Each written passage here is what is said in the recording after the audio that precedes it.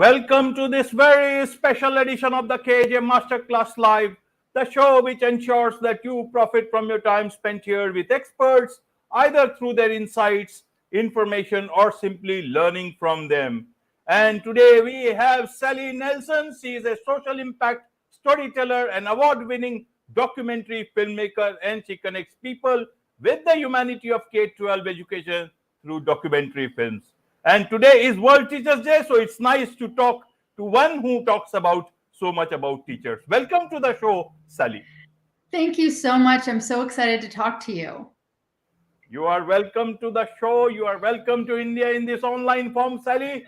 And I'm sure not just in India, but a lot of people across the globe will benefit from what we are talking on World Teachers Days. We'll also be talking about is the teaching profession in crisis.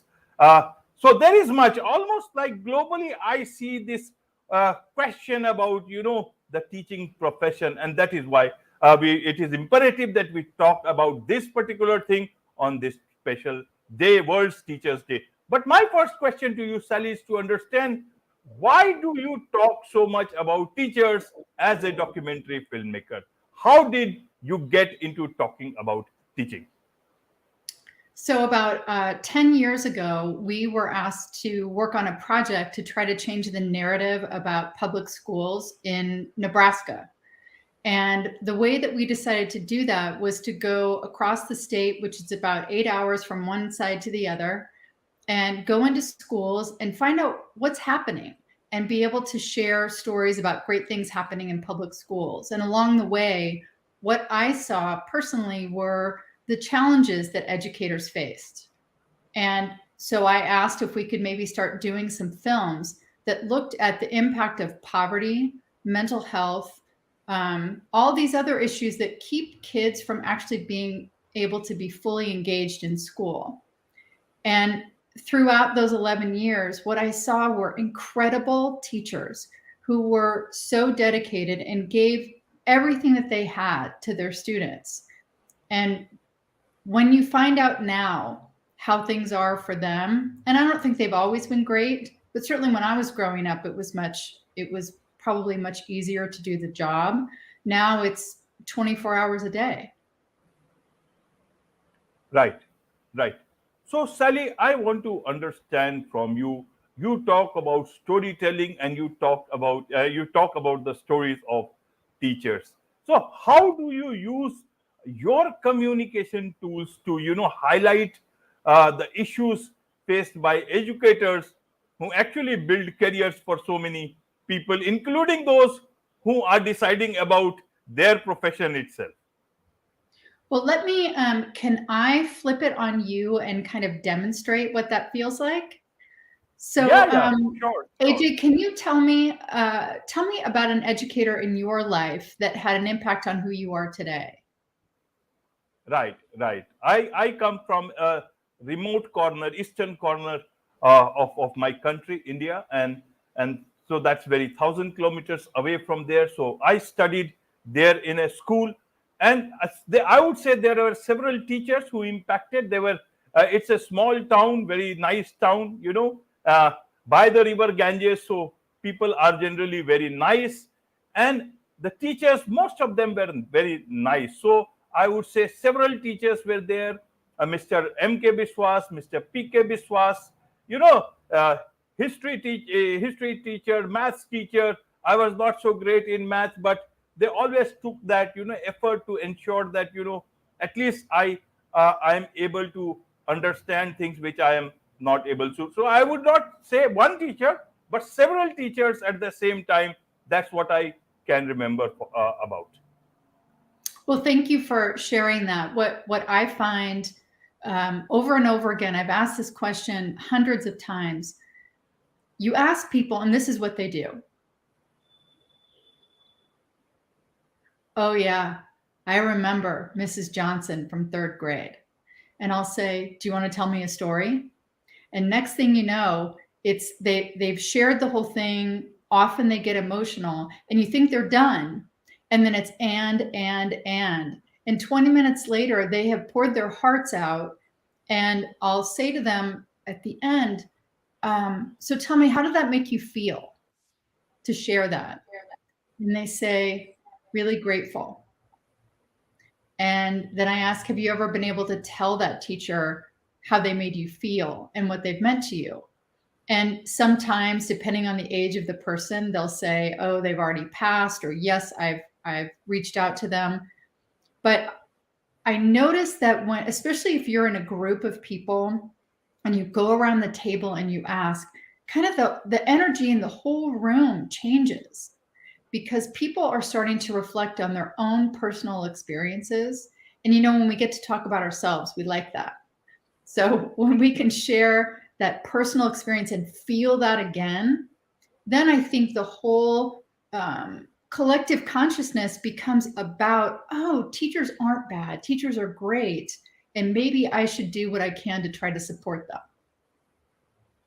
Absolutely, absolutely. So, as of today, Sally, the whole, you can say, the whole environment has changed. Even the teaching has changed to a great extent, and especially, during COVID, they said, a lot can be done online. Obviously, it can be done online, but the whole concept of learning directly from a teacher is totally different. So everyone will have their thought, but I want to understand, why is there so much of a debate everywhere, even in the US, about public school and private school? And whereas teachers are, they pour their heart out, all their skills they want to transfer to whoever they are teaching. They all want their teachers to succeed, whether it is private school or public school.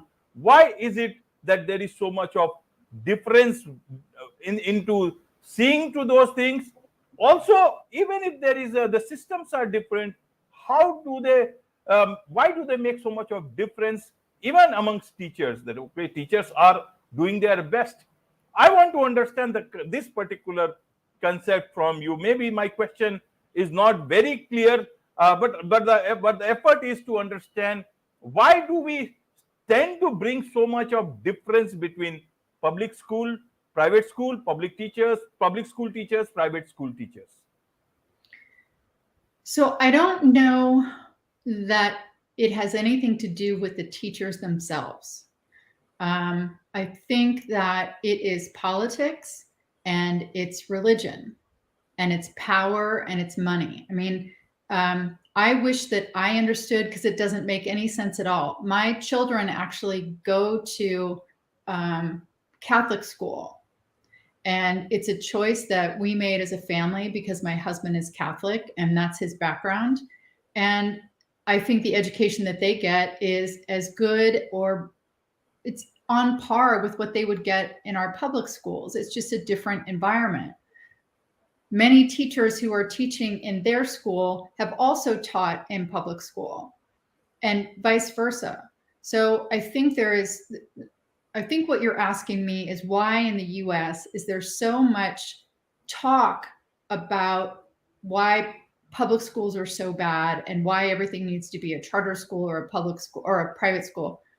I think, honestly, from the charter schools perspective, I think the people that are asking for that are many times the people that know nothing about education, and they just see profit potential. And every time you open up a charter school, that takes money away from public schools. So it's just the environment that we're in. And I think we need to set those politics aside and look at what really brings us together, and the commonality that something we all share is we all had educators. I went to public school myself. So regardless of where you went to school, you had a teacher, you had a coach, a principal, a counselor, someone that made a difference in your life. So I think that's where the focus needs to be. I read a statistic yesterday that 65 million teachers are needed worldwide by 2030. Nobody wants to teach.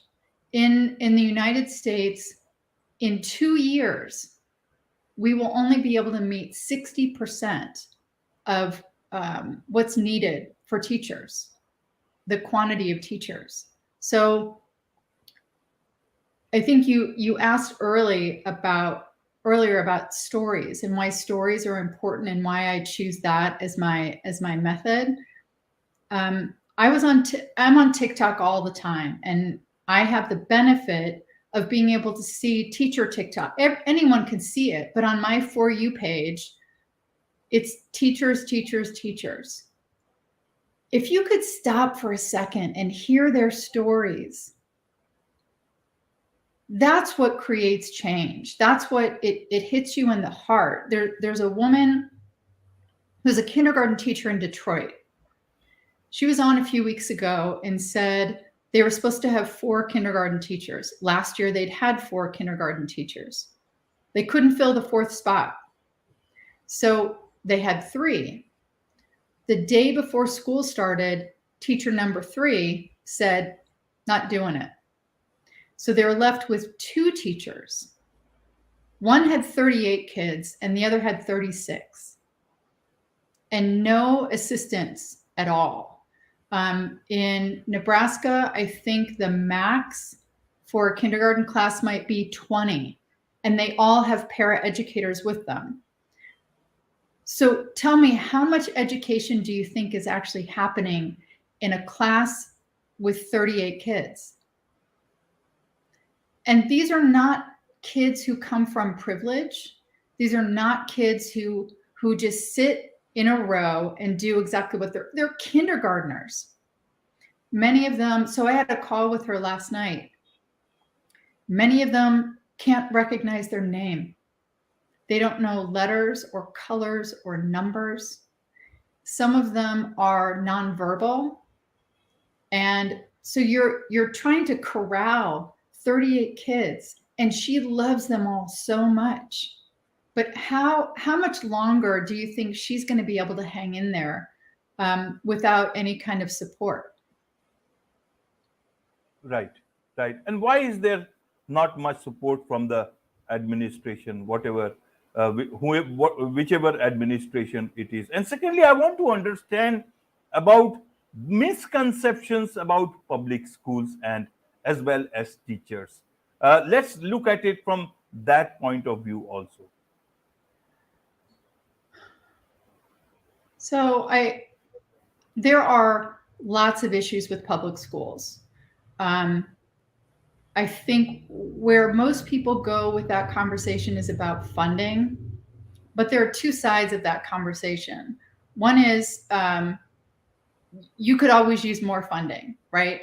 But what are you doing with it? And are you spending it responsibly?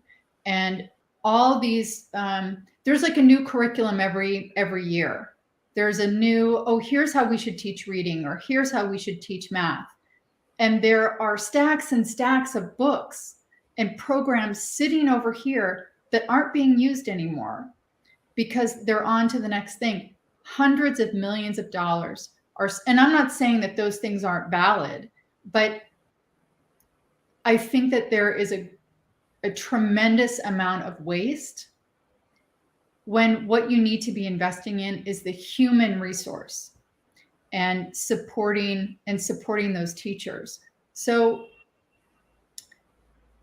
it depends on where you are. Like in Detroit, it depends on the population that you're serving, the quality of the public school, because some schools are just holding it together, barely holding it together, and others are fine depending on what neighborhood you're in.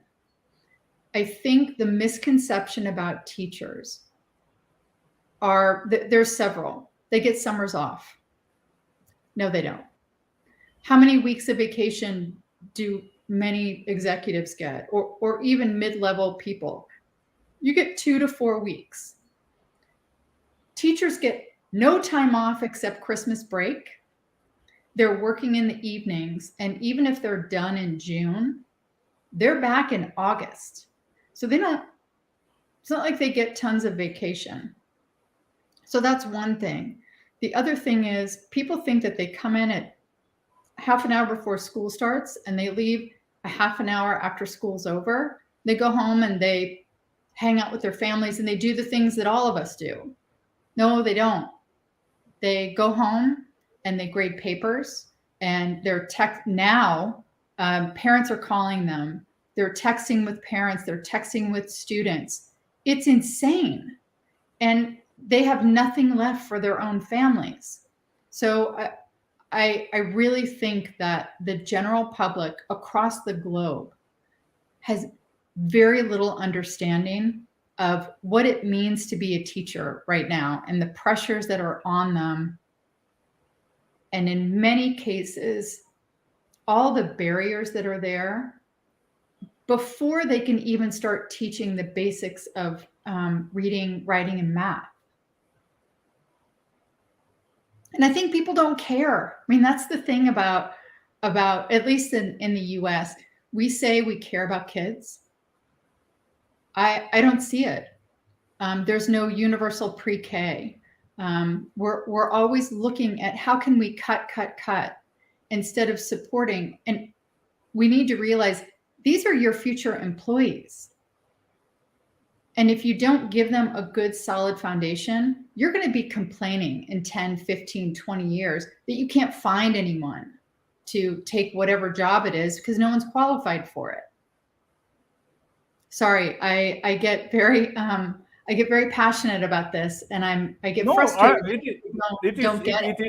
It is perfectly all right. Even I get frustrated as an individual because education is a very important part of everything that we are, and that is that is where the whole globally it has to be brought up front so that the public school education becomes better and better. Though all sort of education should be good, but public school, because it involves people who cannot afford a lot of money, and education is something that everyone, it is a right of everyone to be educated. So I want to understand, you ran this campaign, I love public schools for almost a decade.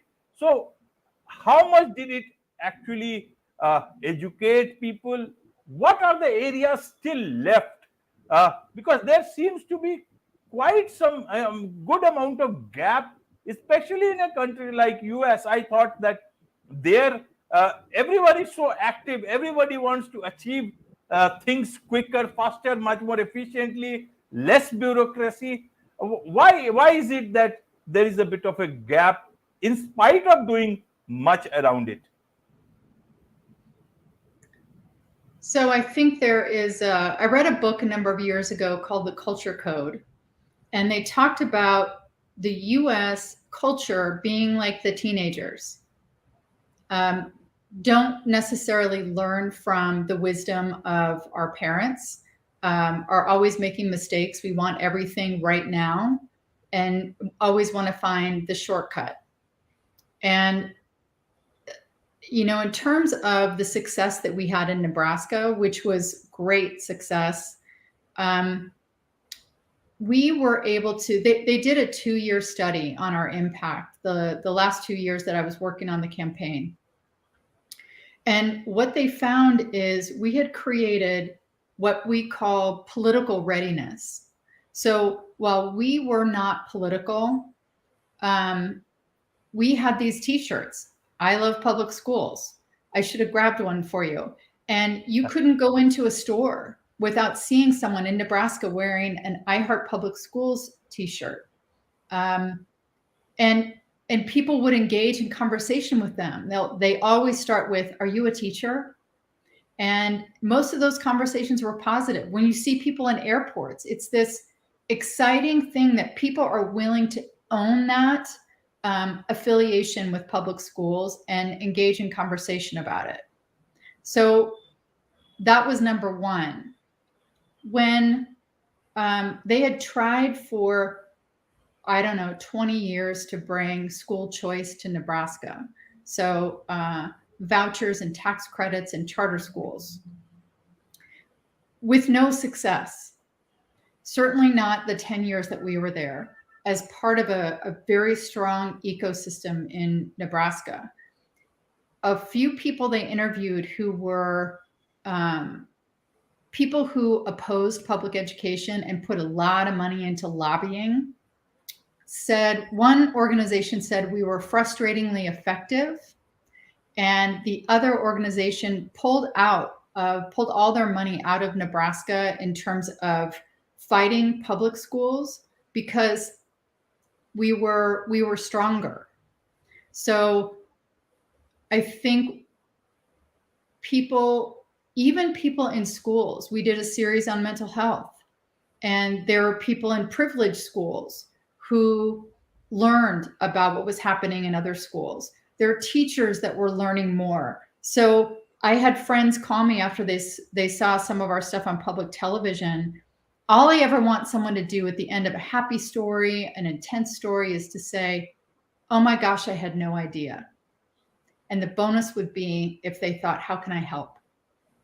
And I got lots of people calling me saying, "What can I do to help?" So I don't know if that answers your question, but it was very successful. And that's why I wanted to bring it to nationally, to the idea of teachers, regardless of where you teach.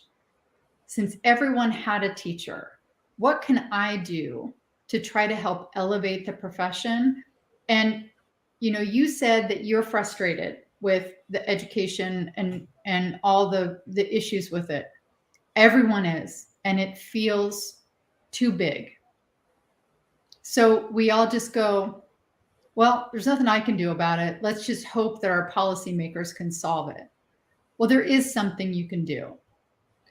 If you can pick one of those teachers that you had in school and you can share a story about it, you pick up your phone and you say, "Hi, my favorite teacher," and one of my favorite teachers growing up was my 7th grade English teacher. She taught us how to diagram sentences. And I think that's what's made me the writer that I am today. Boom, that's it. Share it. Hashtag, who taught you? And if we can start to get all of our friends and family, our colleagues, to share those stories, then we're flooded with those ideas, and you have done something that takes you 5 minutes to do. Right, right, Sally. You are working to, to bring to life this movement to end the teacher shortage. My question is, where have the teachers gone? Where is it that they are vanishing? They could make more money working at Target, Costco. They're getting picked off. They are great employees because they know how to work, and they're smart, and they're good at human relationships, because that's what it's about. You asked earlier, imagine that kindergarten teacher in a class of 38. When you're a kindergartner, you need someone to look at you and love you and let you know that you matter, and to instill a love of learning. And so those relationships are everything. So I think I'm not answering your question. No, that's perfectly. You are. Tell me your question again.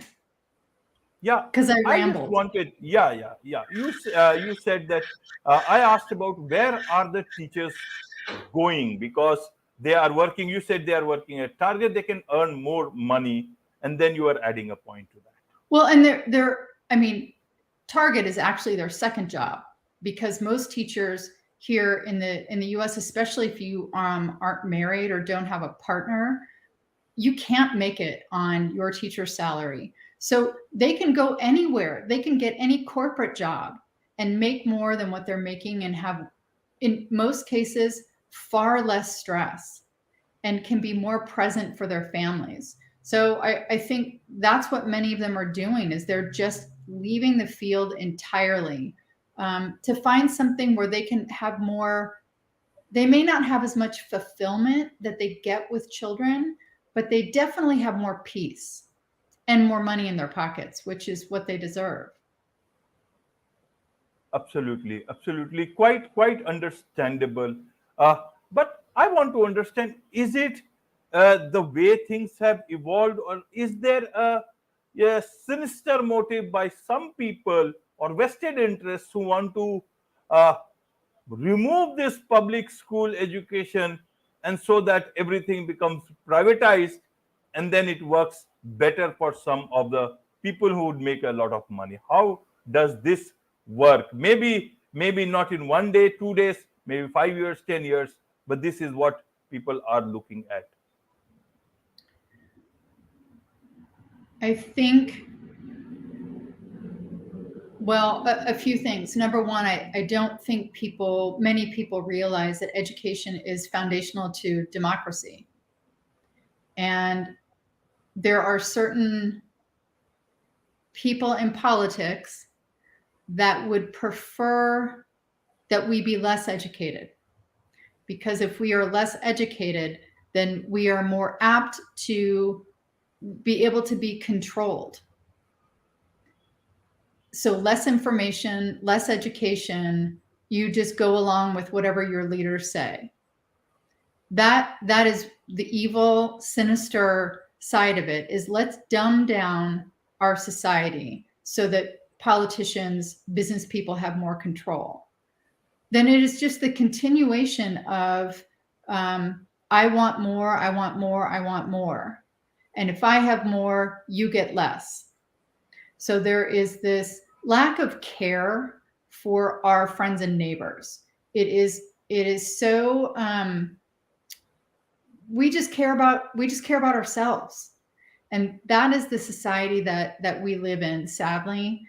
So there's so many people like me, all these nonprofits, all these people out here trying to raise the voices of people who are taken for granted or people who are brushed aside, because the people in power just want to stay in power, and the people that have money just want to have more. And I know that's a huge generalization, and there are many, many generous people who make lots of money, but it's just the greed of our society.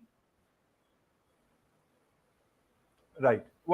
See, you have made so much of an effort, about I love public schools, and now on this campaign.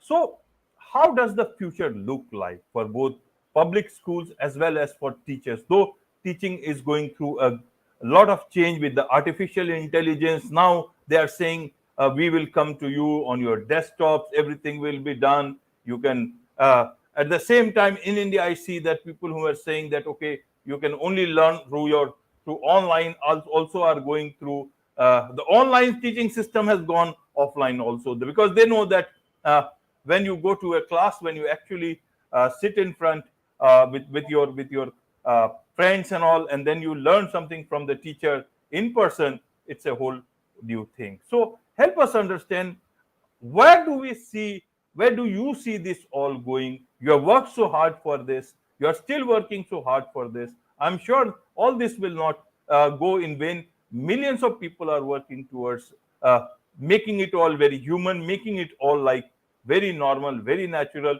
then in the environment that a young child deserves. That's where, that's what the whole fight should be all about. So where do I see things going? When I think about AI and I think about taking things online, again, I come back to a kindergarten teacher, a preschool teacher. I've talked to kindergarten teachers who were teaching during COVID. Imagine, how do you get, and especially, if you think about households that, she said that 100% of her kids are on free and reduced lunch. They live way below the poverty line. You give them an iPad, right? They are completely engaged with that iPad, and they grow up having very little human connection. And school is about socialization. School is about learning to live in the world. School is learning how to create relationships. So sure, some kids do better, right? Some kids are not comfortable in those situations, and a few kids might do better in a self-paced environment learning online. But the vast majority of kids need that one-to-one interaction. And we, as I said before about the culture code, we seem to learn nothing.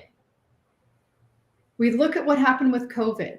We looked at how kids' performance went down, how their mental health just tanked. And somehow we think, well, let's try that again. So there are huge structural changes that need to take place. There are lots of people working on it. I hope it gets better. I think until we can raise the level of respect that we have for educators, you're going to continue to see them fall away. And you're going to continue to see fewer and fewer young people being willing to enroll in teacher education programs, in spite of how hard universities and community colleges are working to get people excited about being teachers. All they have to do is walk in a classroom with 38 kindergarten kids and say, I'm good. I'm going to switch over to the business college and I'm going to make some money. So it's dark, I have to say. But I get up every morning and I believe from the depths of my soul that if we can connect people with the humanity of teachers, if we can let people see these stories about and feel their own experiences, that maybe there's a chance to help create some change. Absolutely, absolutely. I see that you are a bit. You see that it's a bit dark, but let's together think that the darkest hour is just before the dawn, and a lot of bright people are there who will not only learn make a system good for the future generations of teaching, but also teach those who are trying to teach the wrong lesson, a hard lesson, so that they do not try and interfere with the future of humanity. With this, it's a wrap on this very special edition of the KJ Masterclass Live. Thank you so much indeed for joining us. Thank you.